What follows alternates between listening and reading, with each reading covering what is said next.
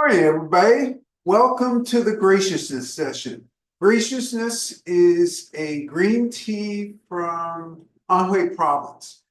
We've done a lot of Anhui Province teas over the last few weeks, and even though they're all within a relative distance of each other. So what do I mean by that? They're all within 50 miles or so of each other. You've tasted very big differences. You've had small varietals. The Tunchi stuff was a small varietal. We're back to a more mainstream varietal, but we're back to it at its highest level. And we'll talk about levels during this session. We'll talk about what I mean by levels. And it really has to do with times of picking, because you have pre-Qingming, you have post-Qingming, you have pre-Yugu, and then you have garbage after that. Well, that last statement was uncalled for. You have the tea that's picked after that. So we'll define those in a minute, and we'll define them by almost exact dates. And they're all tied to the lunar calendar. They're all tied to traditional ways of calculating farmers' interactions with the lunar interaction, with what they understand the season should be like, what they understand the soil, the water content, and so forth. It's really fascinating. Before we turn there, I'm going to work a little bit more in the science area, because I've gotten some commentary about the science that we've talked about, especially the alleged health benefits. And I've seen lots and lots of stuff over this last few weeks, because as I look at all the new stuff that's coming up, I pick and choose what I think might be the most interesting to you. I think last week we focused a lot on researchers, particularly out of China, saying, look, we've done a tremendous amount, it's not enough. We need more, we need better, we need deeper. And in order to get that, they need to design, as we do it all over the world, different types of experiments to get closer and closer and closer to a more precise definition of how green tea may affect us.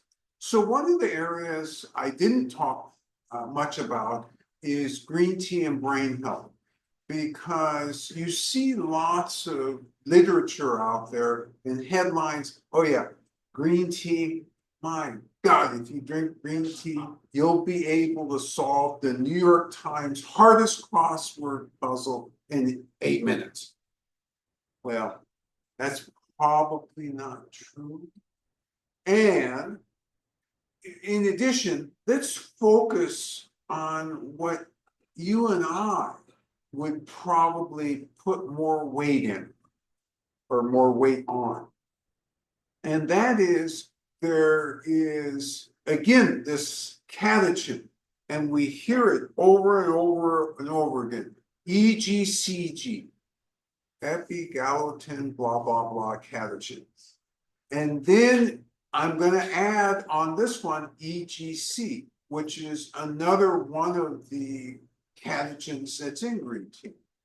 And related to brain health, very specifically to Alzheimer's or avoiding Alzheimer's, they're finding in test tube, they're finding in animals that there appears to be a great correlation between the consumption of green tea and the relative ability to avoid Alzheimer's. Now, that's a big statement, because Alzheimer's is a condition for which we still don't have 100% understanding of all the elements that go into it. What we do know is typically people with Alzheimer's have plaque in their brain, amyloid.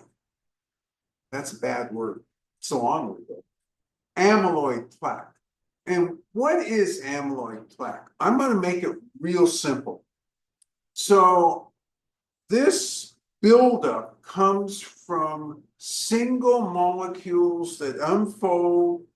They mix with other molecules in the brain, apparently, and it becomes, so you go from, I get to use more big words, monomers, those single molecules, to oligomers, oh, this gobful of molecules that link together, to protofibrils, more big words. By the way, you're going to be disappointed because I'm going to run out of big words here in about 30 seconds. So if you came for the big word session today, you're going to be really disappointed. Well, you'll be happy, at least for the first part of the session. That's where those oligomers then combine together. They form a shape that's much longer than it is wide. And those shapes, when they interact with neurons in the brain, seem to cause or seem to be the link which creates Alzheimer's. Okay, so I gave you a very simplistic definition or description. So how does EGCG come into play? Well, as it turns out, the connecting point between that plaque and the neurons, there's like a point where it can stick to the neurons. And the EGCG seems to interfere with that point where they can stick to the neuron. So it can't stick. So the EGCG appears to occupy that. And the EGC, to a weaker degree, also appears to occupy that. So this is why more research, very specific research, is needed. And what are the obstacles to this research? The obstacles are it takes lots of unique machines to kind of see the interactions in the brain as they're happening. And that's what they're working on right now and trying to figure out. Is this description, as I just gave it to you, is that an accurate description? Is it really the EGCG that is occupying a space that would ordinarily allow the amyloid oligomer to stick to the neuron? So that's the exciting research that's going on. By the way, this is just one aspect of brain health, because Alzheimer's is really a form of dementia, but this still doesn't really address the total issue of dementia. But just like with all the other organs where it seems that green tea and other teas are having an effect, not enough research. It's not that there's not enough research, it's really, to be more accurate, as the research unfolds, new clues, new directions. Oh my gosh, I thought I was on the main road. Now I have 1,000 exits and I've got to explore each of those exits. Yes. Do any of those studies you rolled across recently talk about quantities of green tea that they're using? Like any suggestion about how any of that research translates into human consumption from day to day? This is a great question. And so the question really is, okay, I'm talking to all of you about getting this tiny molecule, EGCG, in a space so that the amyloid can't stick to the neuron. So does this mean I have to drink 100 cups a day, or 1 cup a day, or a quarter cup a day? Where am I supposed to be? So the true answer to this is, I don't know. However, the scientific answer, the one that is most popularly out there, because I've thought about this question a lot, is I'm seeing among scientists 1 to 3 cups a day. And remember, let's use the definition of what a cup really is. It's 8 ounces. So one of our massive cups, one of our supersized cups would be 2 of those cups. So if you were taking 2 Sophie's cups, you'd be even above what seems to be acknowledged as, I don't, it's, Helpful, bare minimum. there you go. Kind of a bare minimum. And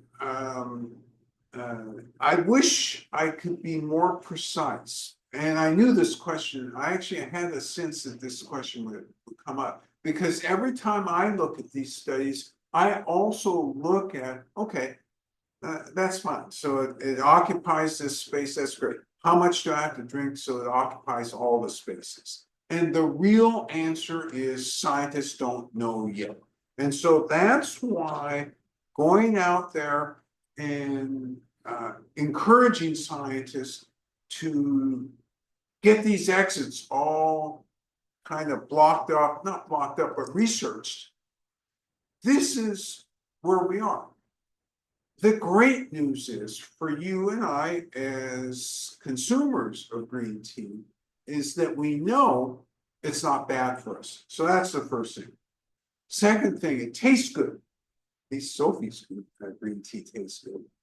Third thing we know is that in other areas where they've done further research in green tea and, for example, the cardiovascular system, they have pretty good correlations, which indicate, yeah, no matter what, green tea is healthy, whether it's 1 cup, 2 cups, or 3 cups. So this is another suggestion from these studies that, yeah, keep drinking green tea. We've done the test tube, so we know for sure that what I just said occurs in the test tube. We've done in animals. We know for sure that it also works in animals. We just don't know because the human organism is complex. Secondly, there's certain ethics in working on humans. You have to design experiments carefully, and you have to design experiments that aren't gonna harm unintentionally humans. And so this is a complicated starting point in terms of really digging down into that research. But everybody acknowledges who's doing work in this area, we can do more.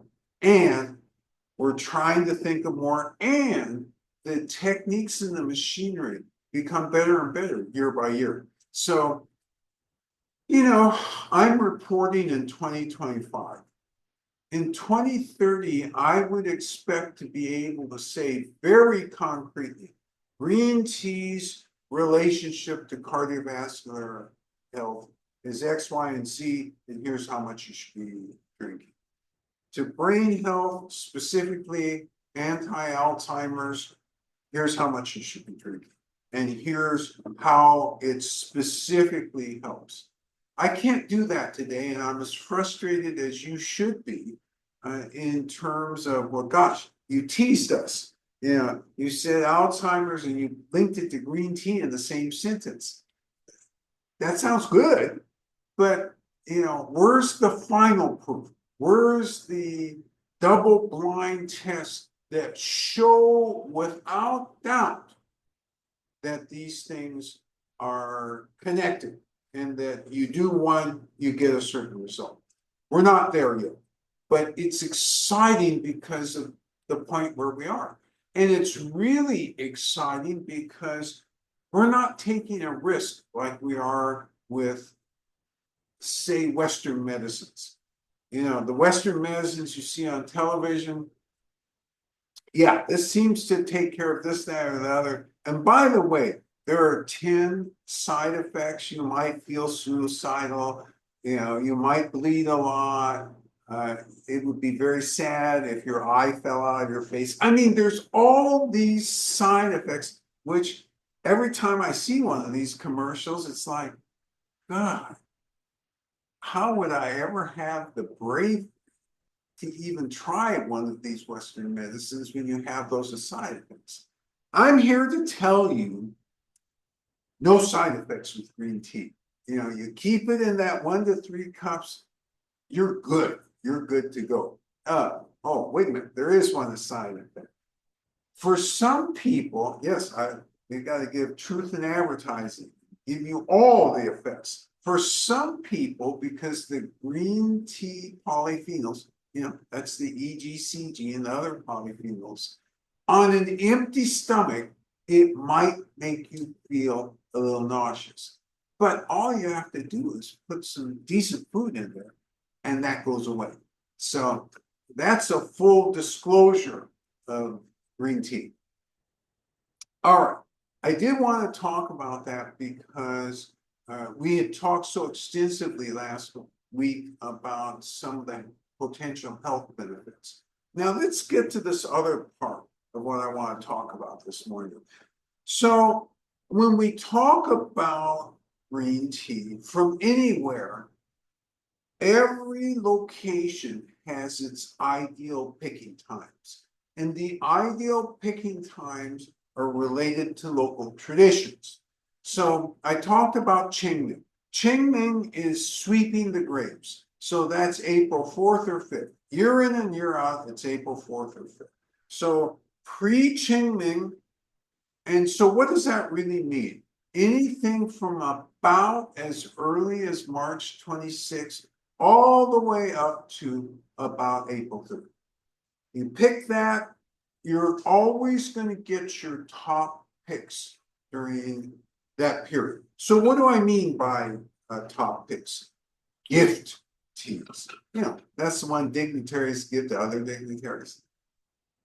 Special tuji, you know, special class, and then first class. So those 3 are always picked in that time period. So I reported to you a couple of weeks that one of the places we went to where they were trying to get that pick, they didn't get it this year because it was too cold. Nothing came out. Are they going to get, in quote, spring pick? Yes, they are going to get spring pick. But are they going to get gift grade, special grade, the first grade? It's just not going to be the same because it's a post sweeping the grapes. And so what is it that's special about that? Aside from the weather and the sunlight, which everybody knows, as you go day by day, it changes, right?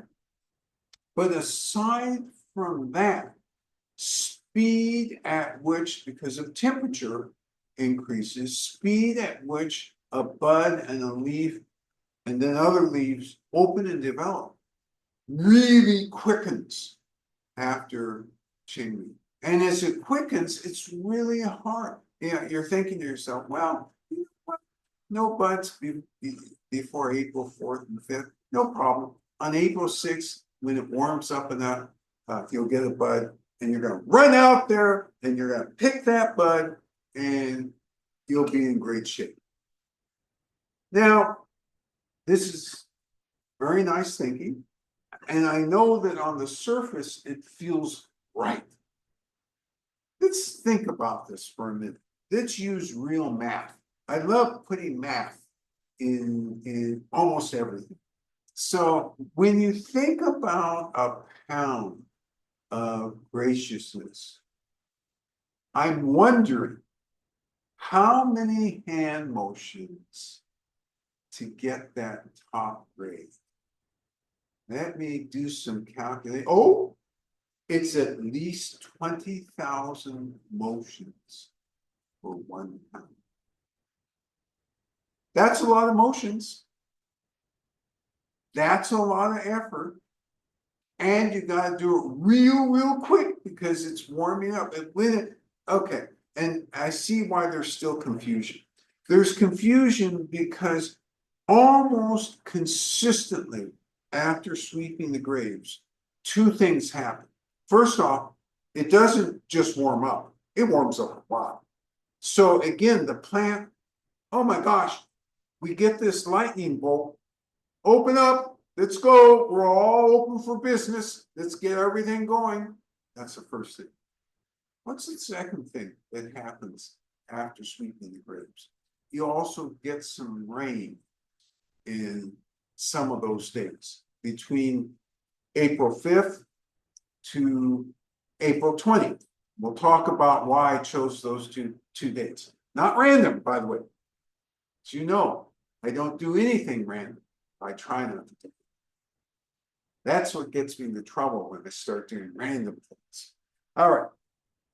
So both those things interfere with the harvest, don't they? If it's raining, can you be out there harvesting tea? The answer is no, you cannot. Tea has to come in when it's dry. Even when it's heavily foggy, farmers are always thinking, God, that's foggy out there. Let's see, is it really wet fog? Maybe we can call this dry fog and start, picking a little bit. So they have to make a determination because when it comes in wet, that interferes with the whole process. And you don't get that even process.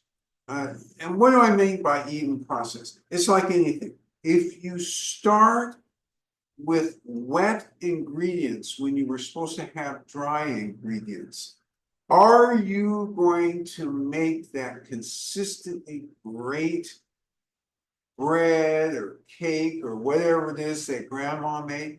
And the answer is absolutely not. That will not happen.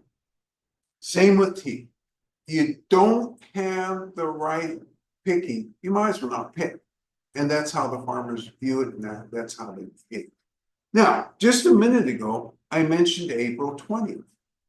And what I really meant was April 20th and or April 21st, because by lunar calendar, they call it rain season. And really, between sweeping the graves and that rain season, you actually get quite a lot of rain. And that's why trying to do a spring pick post April 5th is really difficult. It doesn't mean you can't do it.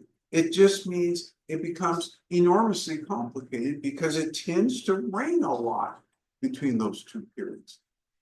All right, so you say to yourselves, hey, we just want our tea.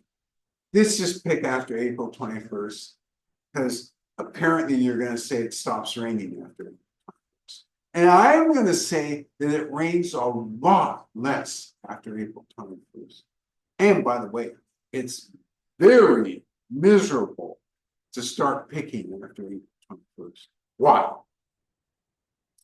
My least favorite insect friend starts to come into existence.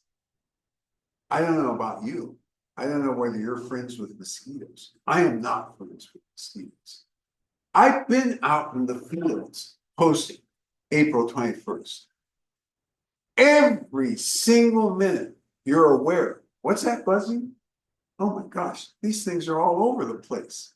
It is truly ugly, and the temperature has gotten so you're sweating, mosquito smells you, and all the mosquitoes in the mountain, they can smell you, and they come right in your area. And one of them always gets in front of your eyes while the others land on you. You have the distractor, and then you have the extractors. So this is why post April 21st, it's really difficult from that standpoint to get the same quality and the same tenderness and the same non-bitterness of flavor that you get pre-sweeping the grapes. Okay, I'm assuming that it's getting close to time because I started speaking about mosquitoes and I'm thinking, gosh, I'm thirsty, and I'm thinking you're thirsty. So I think we're going to take a 10-second commercial break right here. And I think I'm gonna appear on the other side of the counter. And with any luck, we will have a beautiful tea master on the other side of the counter who will just demonstrate everything there is to know about how to be gracious. Oh, wait a minute. No, she'll demonstrate everything you need to know about graciousness. See you in 10.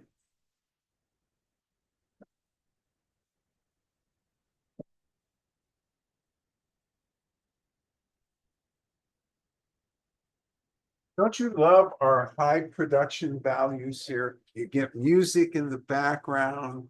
Oh, it always makes me feel, how can any other tea shop compete when you have all of these things so nicely lined up? I feel really sorry for all the other tea shops. Now, I'm back in front of the camera, and oh, the other thing that the tea shops don't have is a beautiful, numinous, and absolutely qualified tea master. Bijou. Yeah. Okay. Good morning. 早上好. We do green tea, okay? So, yeah. So gracious. Okay. From Anhui. John, this. Okay. Yeah. So the usual setup: couple cups, tea tray, and a kettle. I don't see the strainer here, but I'll rectify that. Now there's a strainer here. And this is all you need, really, to make tea. And you notice these cups don't have covers because we don't cover our teas. We make them at the right temperature. We set the right times. This one's 3 minutes. Temperature is going to be 170. Always making sure that the glasses are absolutely clean the way they're supposed to be. No foreign aromas. We put big tariffs on foreign aromas. That helps. Apparently.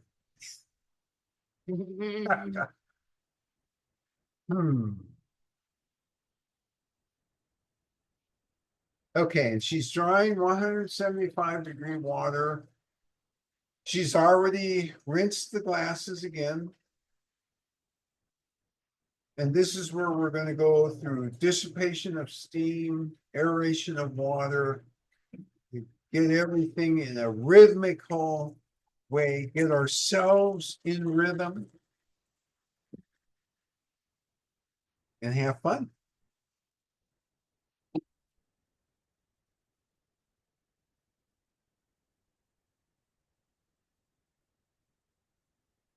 And again, I want you to know how Bijou always has a certain presence about her. And what I mean by that is everything is very evenly done. Step by step, not in a hurry, not slow either. Just going through, knows what to do.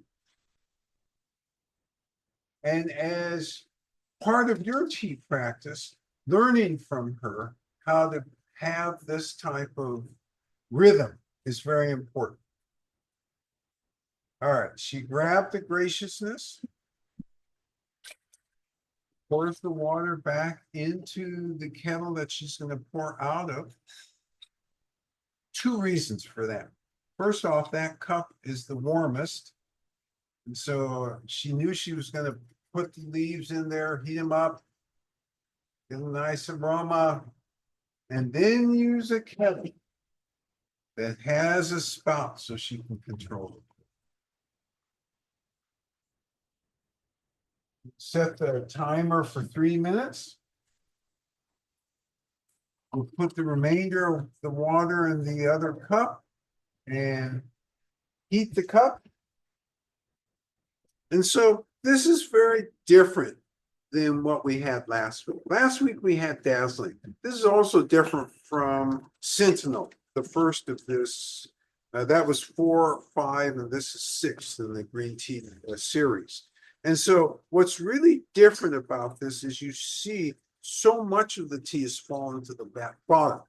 Last week, Dazzling, it stuck mostly at the top. You had individual leaves that floated down. So each of these has its own characteristic.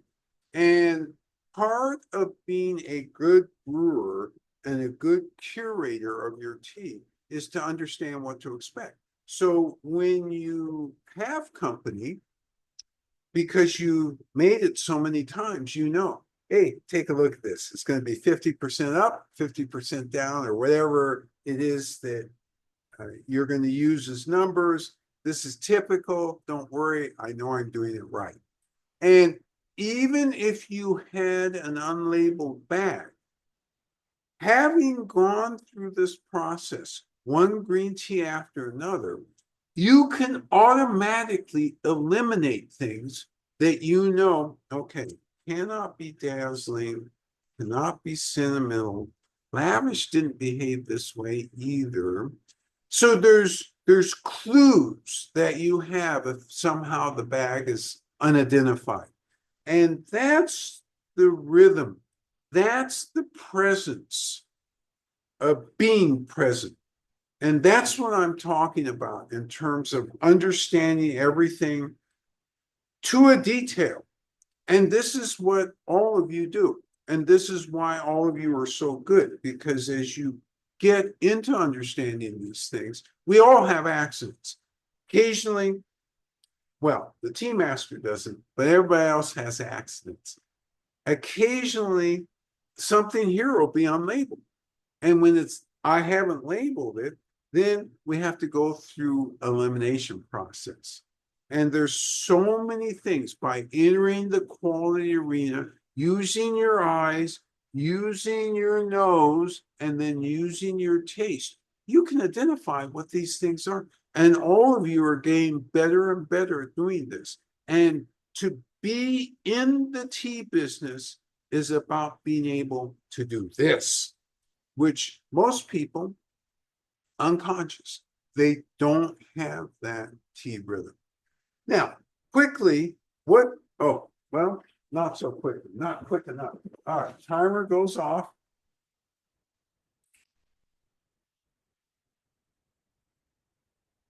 Tea master is going to separate the tea leaves from the tea water.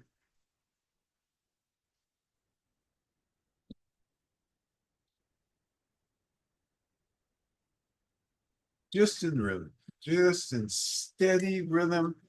Everything is positioned nicely. Control of your tableau, control of yourself.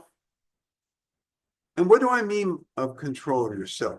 Really of your presence. Because right now, your presence is requested. Your presence is required. I am going to enter the tea arena. I'm sorry, the quality arena, as you will in a minute. This is green tea, so I can take a bigger sip. I'm looking for astringency, aftertaste, and energetics. And energetics, very firmly defined. That is, how do you feel about it in your body? How is it making you feel? Again, we hear this term so often about cha chi. Let's see, the chi of cha, the chi of tea. How am I supposed to understand that? No, don't be confused. It's really the presence and how you actually feel that's in it. I will in it, sorry.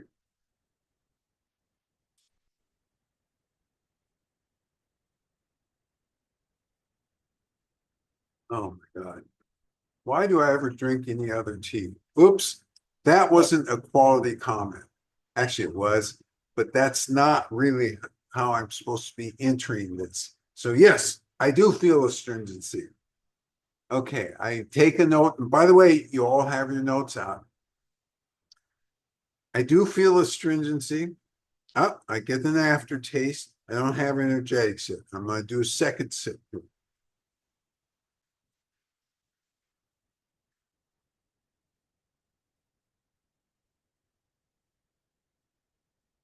You know,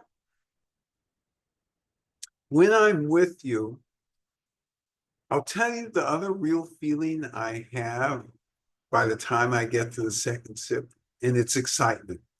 Because I know we're always tasting at this high level, and it is exciting to have these different flavor profiles. This is no exception.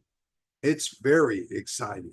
It may not be named dazzling, but it is sure as heck is gracious. Your turn to brew.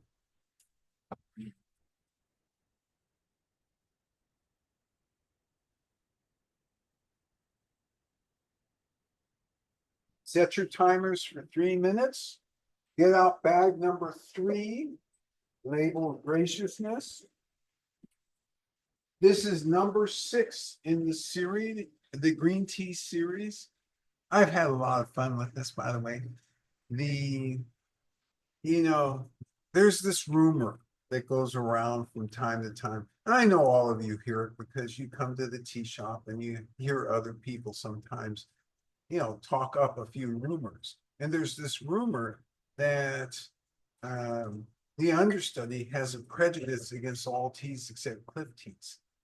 Now, I'm here to tell you directly that that's just false, false, false. We love our green teas. And by going through this series, you really begin to understand why, because there is this range of flavors. There is this range of reactions in the green teas. And so, and the truth of the matter is, Bijou and I have green tea every day.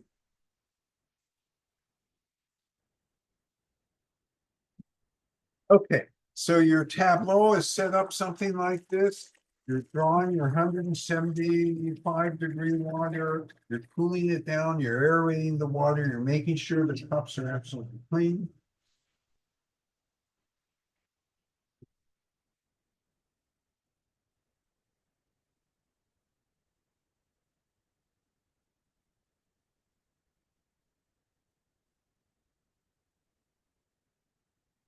And you're using presence. Presence being defined as attention to detail resulting in rhythm. You're grabbing bag number 3. You're not touching it with your hands. Well, you're touching the bag with your hands. You're not touching the tea leaves with your hands. And you're getting them into the cup.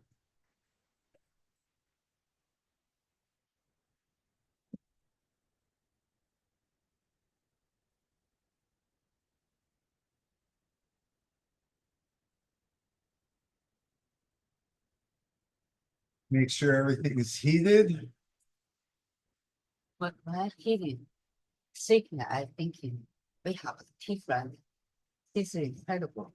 Teresa, Yeah. baking. Yeah, no, that's true. Yes.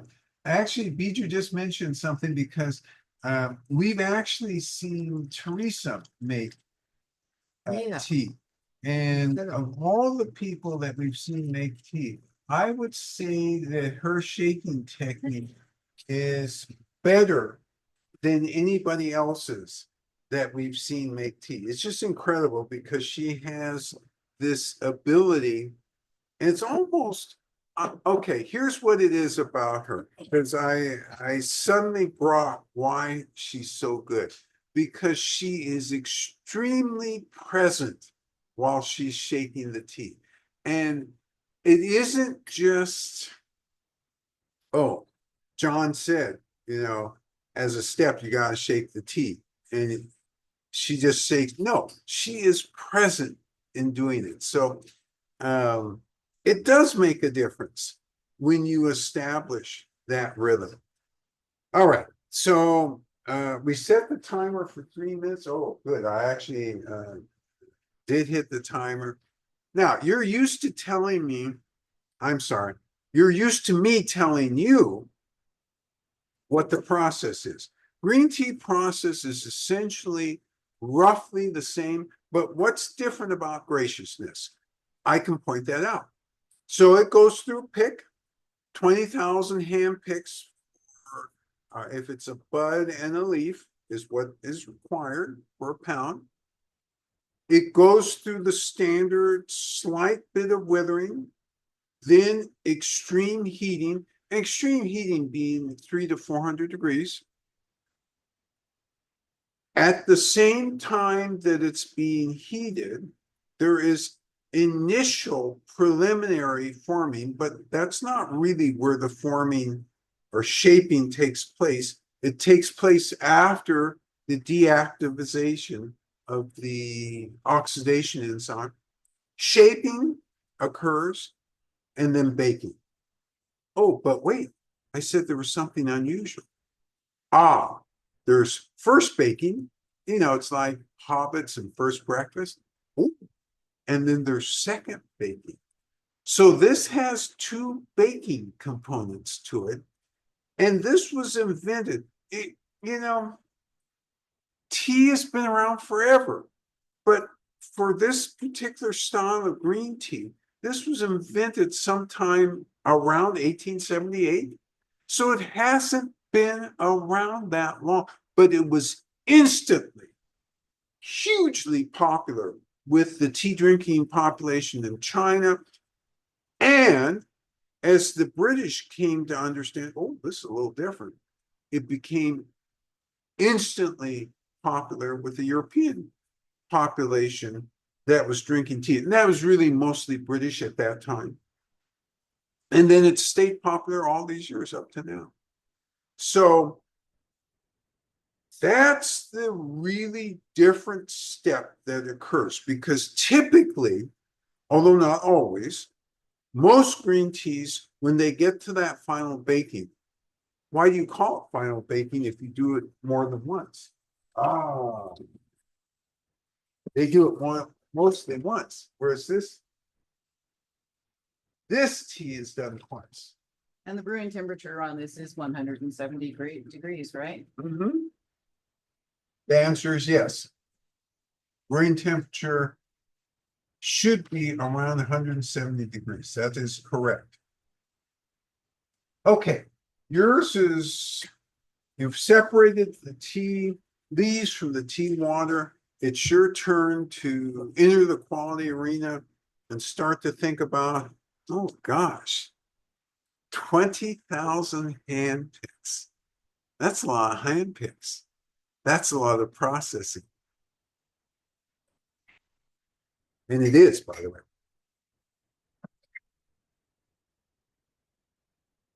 But nothing's too good for Sophie's customers. Outside of that, I would say the other thing to be aware of with this tea is they are particularly scrupulous about making sure that the quality is even throughout. And so part of that is a sifting process to make sure that the leaves all have relative uniformity. You do get that with other teas, but they're particularly meticulous with this.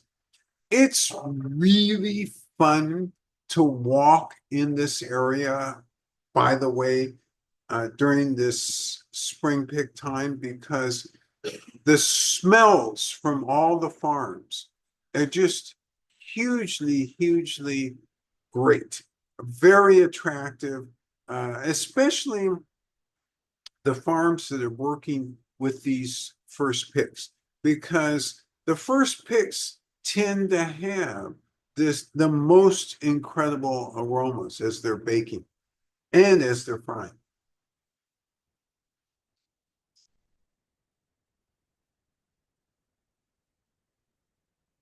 And you notice the other thing about this, in some ways, this has more color than Dazzling had. Dazzling had plenty of flavor, there's no question, as does this, yes. Peter shares, with each sip, there's a serious drying astringency up front, but a lingering fruit, sweetness.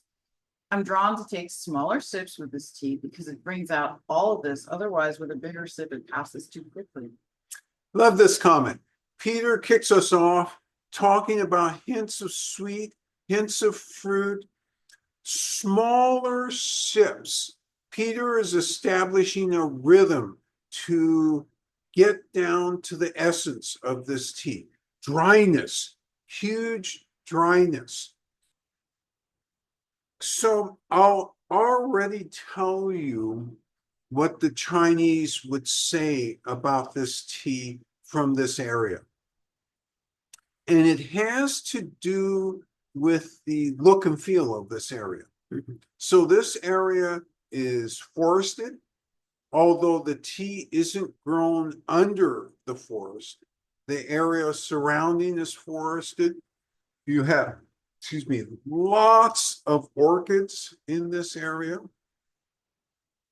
So you just mentioned fruit.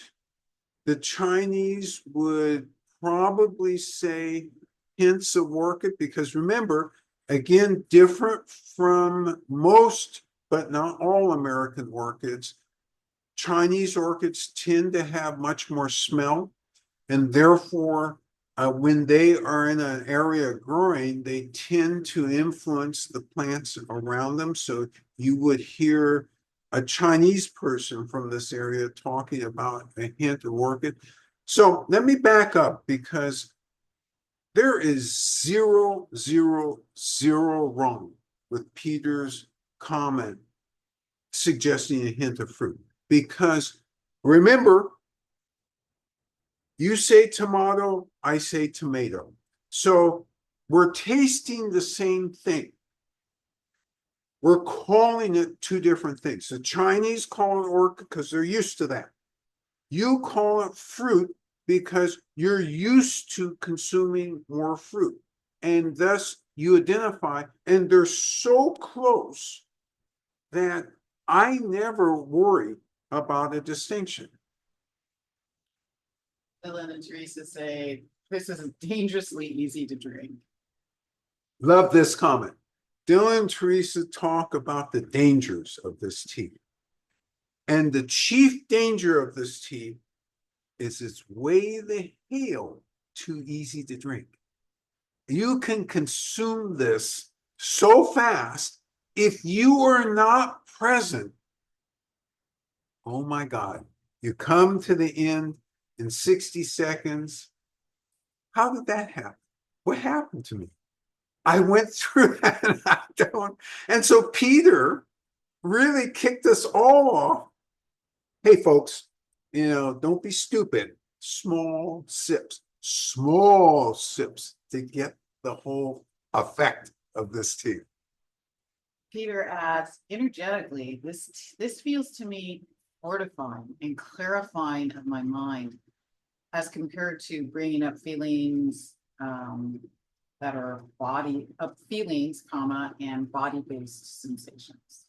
Love this comment. So Peter very fairly takes the energetics and talks about how it mentally makes him feel. And this is a fair way to think about energetics. So he talked about fortifying, healing. I think there was a third adjective, fortifying, healing, and what? Fortifying, maybe not healing, but clarifying. Oh, clarifying. I'm sorry. Scratch the healing, clarifying, fortifying, and clarifying. Why do I love this so much? Because you linked it back, really, with the previous comment, which is, hey, small sips. Take the small sips, then you get that clarifying, fortifying. In this whole 6 weeks of doing green teas, this is the first time we've heard fortifying, clarifying. I love the fact that you're grokking how different this is. All of these teas are great green teas, but they all do something different. And if we take the time, as we're doing together, to small sip it, so to speak, you catch these differences. And I'm really liking that. And the Chinese would just love hearing you say these things, because this is how they understand their teas. This is exactly how they understand their teas. And this comment about energetics, again, You know, I'm the type of guy I am. And what that means is if I can't really understand something, then it's not complete. So cha chi, yeah, I know how to translate that, but I don't understand it. But clarifying and fortifying, I 100% understand. Rob says, the feel on my tongue is like a cross between a raw black and a yellow tea. Oh, I love this interesting comment. Rob says, feeling on the tongue is a cross between a raw black and a yellow tea. And so I don't think we've heard that brought up in these first 6 weeks. And it is so apt. And in a few minutes, you'll understand why. Green tea is a separate channel. And so Rob left it in that separate channel, which is great. But he said on the flanking sides, there's yellow tea and there's raw black. And that's a really great comparison. And again, we're going to talk a little bit more about that before the end of this session.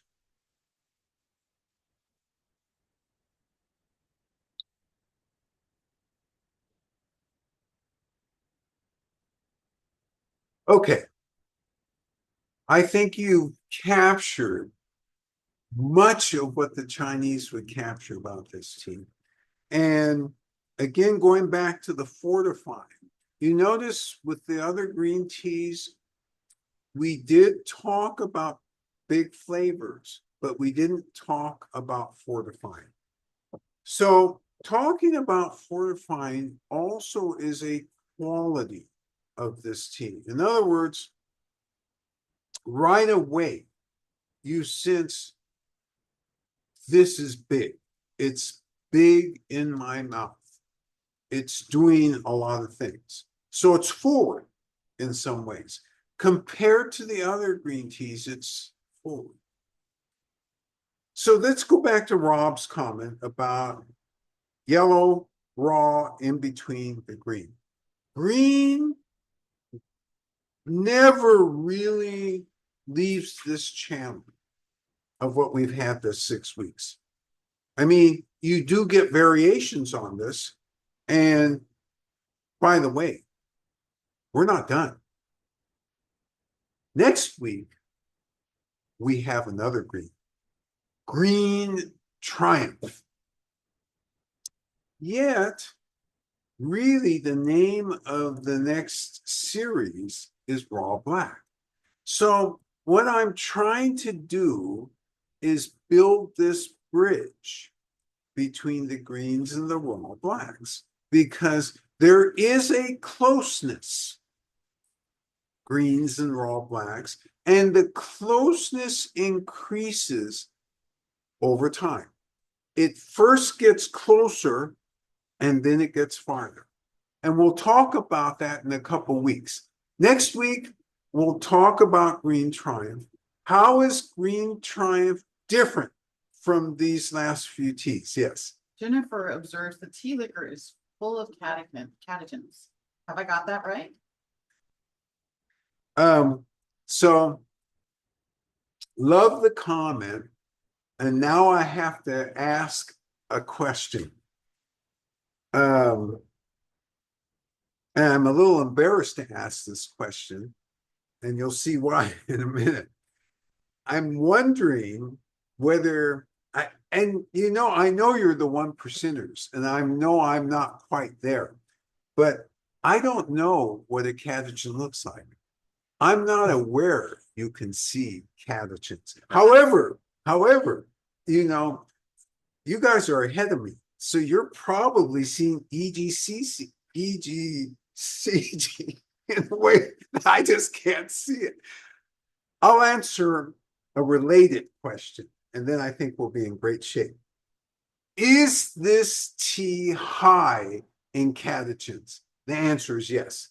Can I see them for me? No, I can't see them. But I bet you're seeing trichomes. I'm only the understudy's little sister, so. I am seeing trichomes. You know, that's the one thing that I can see. Gosh, I wish I had your ability, Jennifer, to see those catagens. Trichomes I am seeing, yes. All right. So if we're done here, which I think we are, unless you have any last minute comments, as usual, I salute all of you. You guys are incredible. Small sips, hints of sweetness, guardrails, raw black, yellow tea, lots of trichomes, forward, tremendous amount of great insights right away to this tea. And this is because all of you are green tea experts now. And you really are seeing the differences between them. So that's one of the main things we covered today. We talked a little bit about alleged health benefits, especially those vis-a-vis potentially Alzheimer's. This is something we should all keep our eyes on because Alzheimer's seems to be becoming more and more prevalent within society today. And if this is really true, what a wonderful, easy way to consistently have something to help mitigate or prevent Alzheimer's. So that's something to keep an eye on. Next week, as I said, we're going to do Green Triumph. Green Triumph is this bridge tea. And the last part of what I want to say about Green Triumph is it comes from a different area. It is not an Anhui tea. So you will be able to taste differences because the terroir is different as well. As usual, within 5 seconds, this recording, oh, wait a minute, that's not the as usual. As usual, your assignment this week, should you choose to accept, oh, that doesn't go in there either. You have to do this assignment. There you go. That's the right statement. Stay healthy. We'll see you next week. All right. Bye-bye now.